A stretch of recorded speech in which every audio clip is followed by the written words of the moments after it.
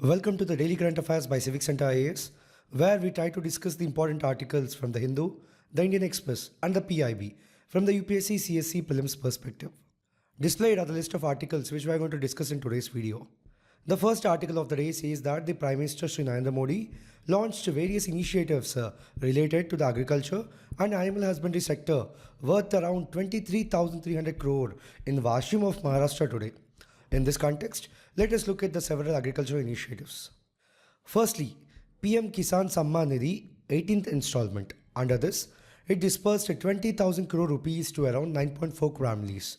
So, the cumulative release under the PM-KISAN reaches 3.45 lakh crore.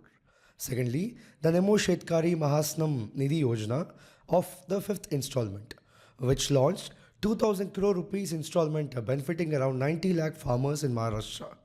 Thirdly, Agriculture Infrastructure Fund, which dedicated over 7,500 projects worth 1,920 crore. Know that the projects include custom hiring centers, processing units, warehouses and cold storage, etc. Then farmer producer organizations, which launched 9,200 FPOs with a combined turnover of 1,300 crore to strengthen farmer cooperatives. Next, solar parks, under which it dedicated 5 solar parks with a total capacity of 19 megawatt across Maharashtra under the Mukhyamantri Saur Krishi Vahini Yojana 2.0. Lastly, genomic technologies for livestock, which launched the unified genomic chip for cattle and indigenous sex-sorted semen technology aimed at improving livestock breeding. The next article says that Prime Minister Narendra Modi released the 18th installment of the Pradhan Mantri Kisan Samman Nidhi scheme, in short called the PM-KISAN scheme, on 5th October 2024 in Vashim of Maharashtra. In this context, let us talk about the scheme. See, the PM-KISAN scheme supplements the financial needs of landholding farmers across India by offering direct financial support to help with the agriculture inputs, and it plays a crucial role in improving the livelihoods of small and marginal farmers in the country. Furthermore, the Pradhan Mantri Kisan Samman Nidhi PM-KISAN is a central sector scheme launched on 24th Feb of 2019 to provide financial assistance to landholding farmers across India subject to certain exclusion criteria. Now, let us look at the key features of the scheme.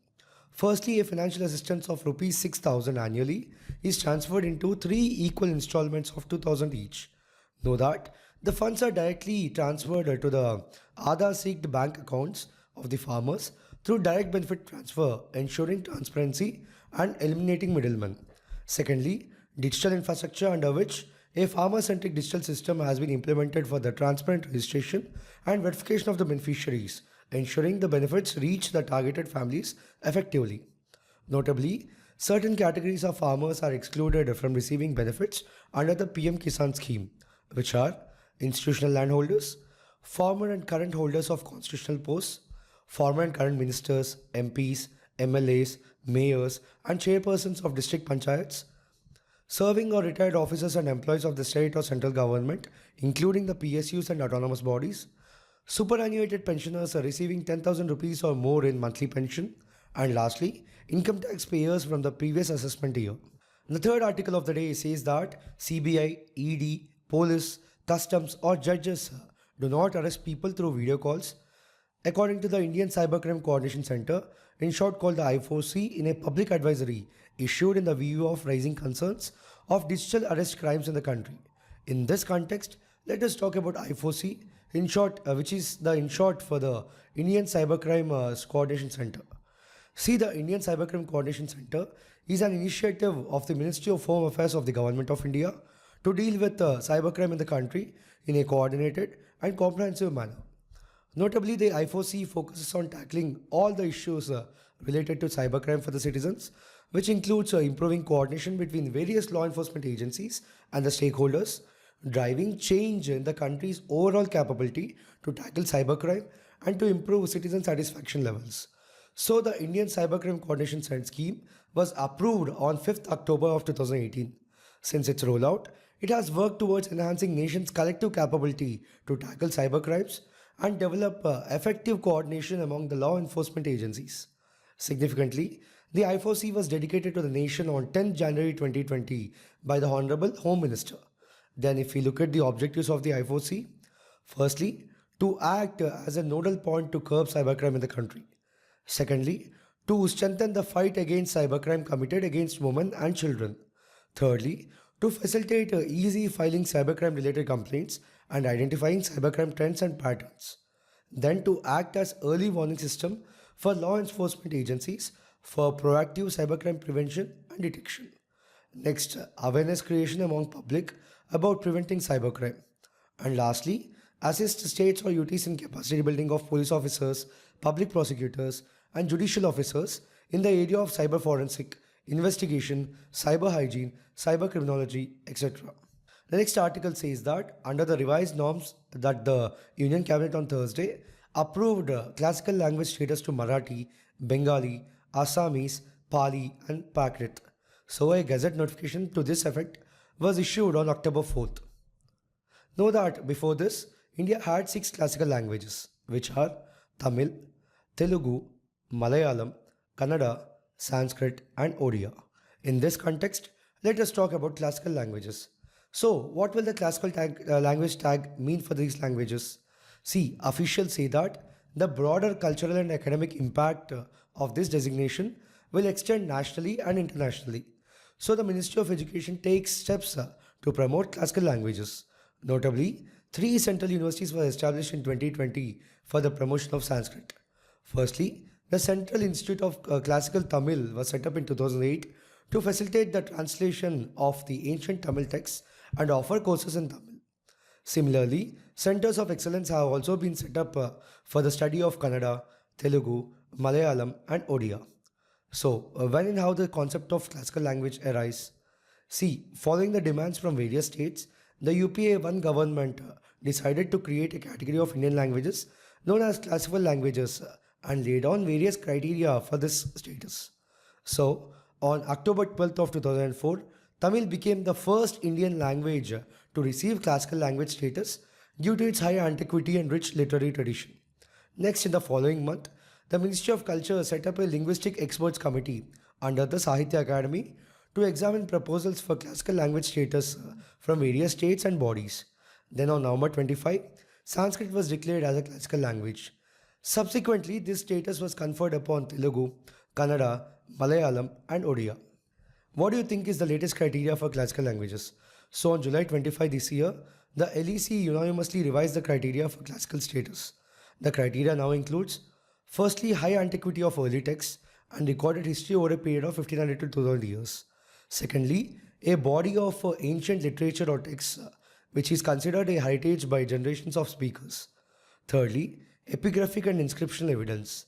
Then, knowledge texts, especially prose texts in addition to poetry. And lastly, that classical language and literature could be distinct from its current form or could be discontinuous with later forms of its offshoots. The next article says that the Reserve Bank of India's newly constituted Monetary Policy Committee, which is scheduled to meet from October 7 to 9, is likely to keep the key policy rate, which is repo rate, unchanged at 6.5%. So, this would be the 10th consecutive monetary policy when the repo rate would have been left untouched. In this context, let us talk about repo rate and then about Monetary Policy Committee. See, repo rate, which is the short form for the repurchasing option rate, is the rate at which the commercial banks borrow funds from the Reserve Bank of India against collateral, typically securities like T-bills, gold, and bond papers. Managed by the RBI, it regulates liquidity and controls inflation by influencing the interest rates and money supply in the banking system. Now, moving on to talk about the MPC. See, under Section 45ZB of the RBI Amended Act of 1934, the central government is empowered to constitute a 6-member MPC.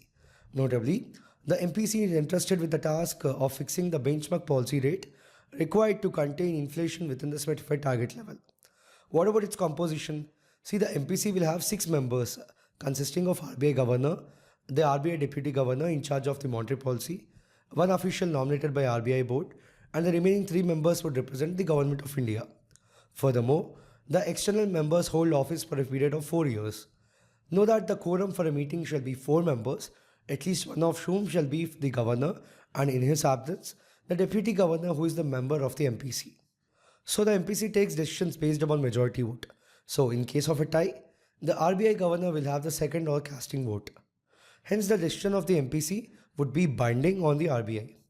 The next article says that after witnessing huge oversubscriptions and listing at good premiums on the exchanges, the investors have made bumper gains in the initial public offerings, in short called the IPO, that hit the market with an average gain of 41.8% from 38 IPOs in the first half of financial year 2025, which ended on September 30. In this context, let us talk about IPO. So, what is an IPO? See, an IPO is an initial public offering in which shares of private company are made available to the public for the first time. So, an IPO allows a company to raise equity capital from public investors. Furthermore, the transition from a private to a public company can be an important time for private investors to fully realize the gains from their investment, as it typically includes a share of premium from current private investors. Meanwhile, it also allows public investors to participate in the offering. The last article of the day says that foreign investors turned net sellers in October, offloading shares worth 27,142 crore in just the 3 days of October due to intensifying conflict between Israel and Iran, a sharp rise in the crude oil prices, and improved performance of the Chinese markets. In this context, let us talk about FPI. See, FPI refers to the purchase and holding of wide array of foreign financial assets by investors seeking to invest in a country outside their own. Know that the examples of FPIs include stocks, bonds, mutual funds, exchange traded funds, American depository receipts, and global depository receipts. Furthermore, FPI is part of a country's capital account and is shown on its balance of payments. Notably, FPI generally intends to invest money into foreign countries' stock market to generate a quick return. Remember that in India, FPI is regulated by SEBI, which is the Securities and Exchange Board of India. Furthermore, FPI in India refers to investment groups or foreign institutional investors and qualified foreign investors. Then, what drives FPI flow into a country? See, the factors such as economic stability, growth prospects, favorable regulatory environments, and attractive returns draw FPI into a country. But what are the risks associated with FPI? See, the risks include currency fluctuations, political instability, different regulatory environments, and economic volatility in foreign market. Significantly, FPI is often referred to as hot money because of its tendency to flee at the first signs of the trouble in an economy. Notably, FPI is more liquid, volatile, and therefore riskier than FDI. So in this video, we have discussed several articles in total from Hindu, the Indian Express, and the PIB. We'll be back again with another video tomorrow. Thank you.